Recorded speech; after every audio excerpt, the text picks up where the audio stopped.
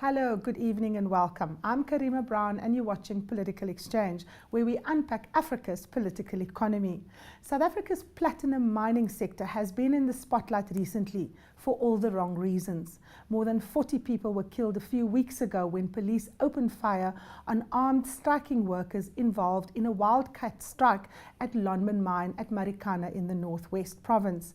Since then, President Jacob Zuma has appointed a commission of inquiry to look into the incident. The commission will have to report back in 4 months' time. While to look at the issue in more depth, I am joined now by the South African Minister for Mineral Resources, Susan Shabangu. Minister, thank you so much for joining us. You have been involved and locked behind meetings with all the key role players, including the Chamber of Mines, the respective unions concerned. Tell us what came out of that meeting. How are you meant to restore stability to the platinum sector? The key issue for us as a government is to firstly say this is a tragic moment for us as a country, but also it does give a negative sentiment to South Africa. But also one is positive that with all the challenges we're facing, we assist with the matters. As we speak right now, we've had several meetings at different levels with the unions, with the employers, trying to bring stability to the sector. As we're all aware that this is a matter which was more labor relations related, but where we sit, we think that all of us have to become involved in finding solution in the sector. What I did the first Friday after the shooting of the 14th, I decided to convene all role players. I convened labor and business together, which was a Saturday. We had to go through a process of the issues themselves, but also how do we bring stability, because if there need to be any negotiations, there must be stability. Our focus was to make sure we address issues of tensions and emotions which had occurred, but also to say what are the issues beyond issues of wages.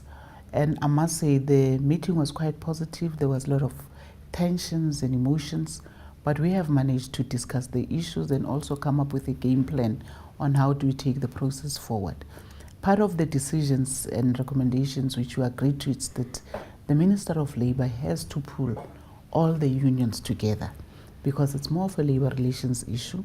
Try to bring them together, as we're all aware that all your unions, there was a big tension amongst themselves. In fact, you on record as saying you don't know AMCO. Who is AMCO? It's obviously a new union. Has your view changed, Minister? Do you now see AMCO as an important part of trying to find a solution to the crisis? Well, let me put the matter into proper context, because people think that you're just rejecting. There's no intention of getting rid or rejecting AMCO as a player. My expression was that we've had negotiations as stakeholders for many, many years. And at no stage have we been approached by AMCO, or AMCO was part of us in all the difficulties we had in the mining sector.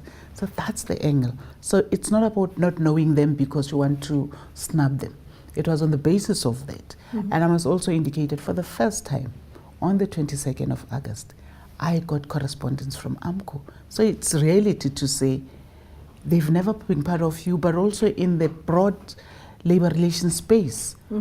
We've never heard of them. For the first time, we heard of them when they were involved in Impala and also now at Lonmin. So there was no intention of saying they cannot participate. So we had to set up mechanisms and outside of their own infights as unions to say, therefore, how are we going to deal with it? Because we need to avoid a situation where you bring the other party pulled out.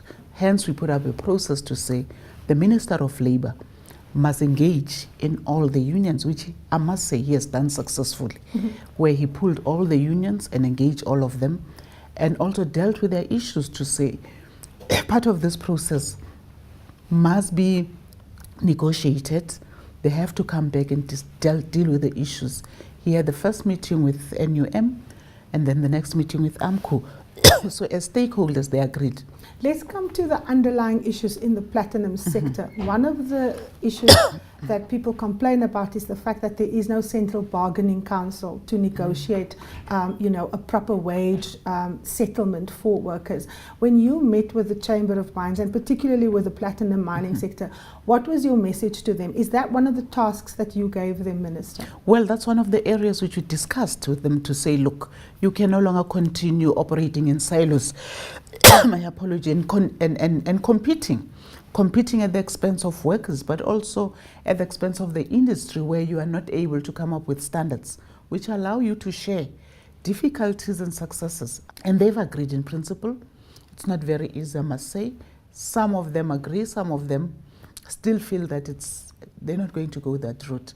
But we think the issue of centralization of issues is very important. To what extent it goes, I cannot say that. I'm happy that they've agreed that they will sit down with the Labour Department, because Labour Department deals with issues of central bargaining, and start saying what form and what shape does it take. So we are on the right track. The mining sector as a whole, we know that the African National Congress is involved in a big policy debate around the future of what is called the mineral energy complex. And there's been a lot of confusion. You have said repeatedly that nationalisation is not policy of government, it's not likely to be policy. In the light of what has happened at Marikana, do you think that those calling for nationalisation is going to gain impetus? And what is the policy outlook, particularly in terms of the overall approach to mine nationalisation? Well, I must say, in South Africa, we have a mixed economy policy. We need to start from there to understand where do we going to go as a country. But also, we're a country which continuously appeals for investment to South African economy, to generate jobs, to grow our economy. And that's what informs us. And I think the mining sector, it's one of the rest of our sectors in South Africa where we still need injection of investments to grow our economy, but also to be able to exploit our resources adequately. And that's what is driving us. Where we are as the African National Congress right now, we are at a point where all of us now agree about state participation.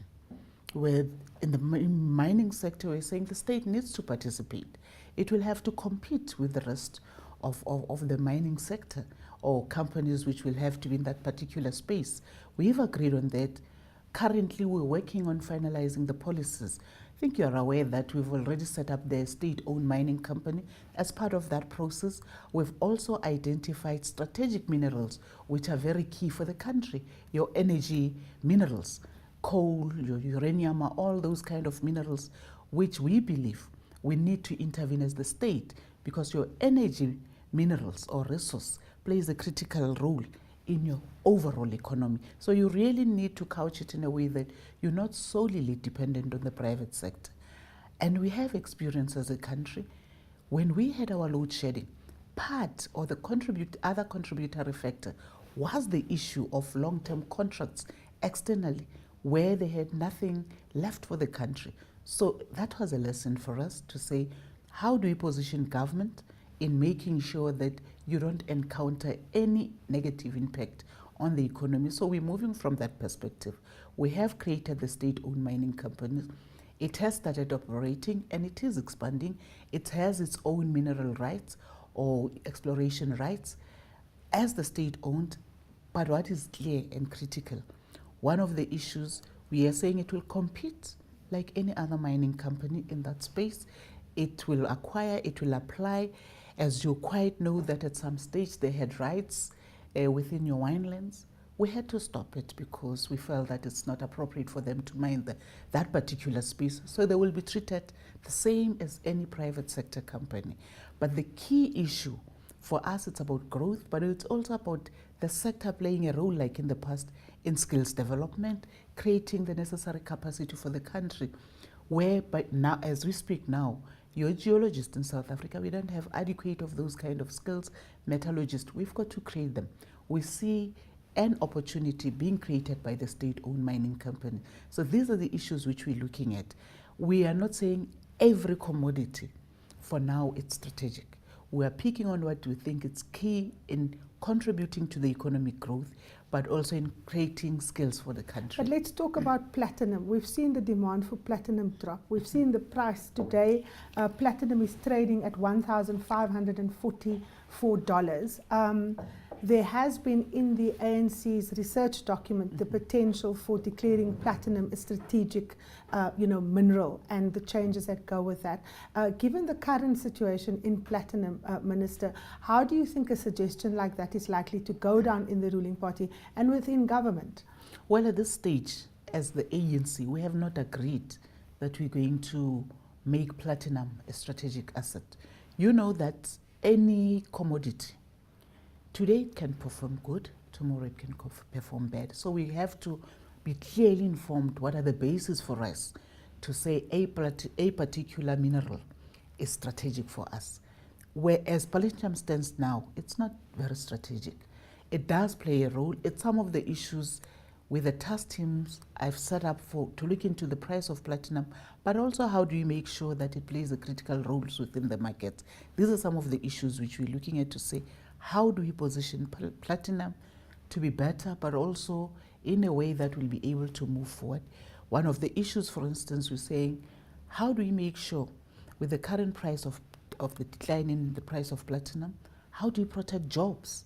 Because the president made a call about job creation. How can therefore the platinum sector contribute towards the platinum industry in a stable way without losing jobs? Those are some of the issues which the task team is looking at.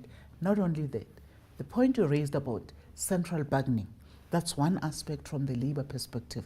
We're also looking at the platinum sector as a group to say, what is it that they need to do or we need to do together with the platinum sector to normalize and ensure that platinum continue to be a commodity which appeals and attracts in the global environment. Those are the issues which we're looking at. We're also saying we must make sure that platinum cannot be replaced for whatever reasons. So we need to continue playing into that space and responding to the global environment where platinum continues to contribute to, one, the economy of the country, to job creation in this country, because it's a commodity which is growing. So platinum sector for us as South Africa, it's a growing or contributing towards growth in the platinum industry and the mining industry in South Africa. So these are the key issues where the task team will be looking at. And unfortunately, we had this particular tragic, in about a week or two, they'll be giving us a feedback, what work have they done. We're looking at various options to normalize. We're also looking at new markets. What new markets can we look at in making sure that they can then, platinum sector can have access? One of the considerations, for instance, it's BRICS. We're not in that space. We're saying platinum can create and play a very important role in the space of BRICS. Brazil, we're looking at Mexico, for instance. How can we expand our own platinum sector?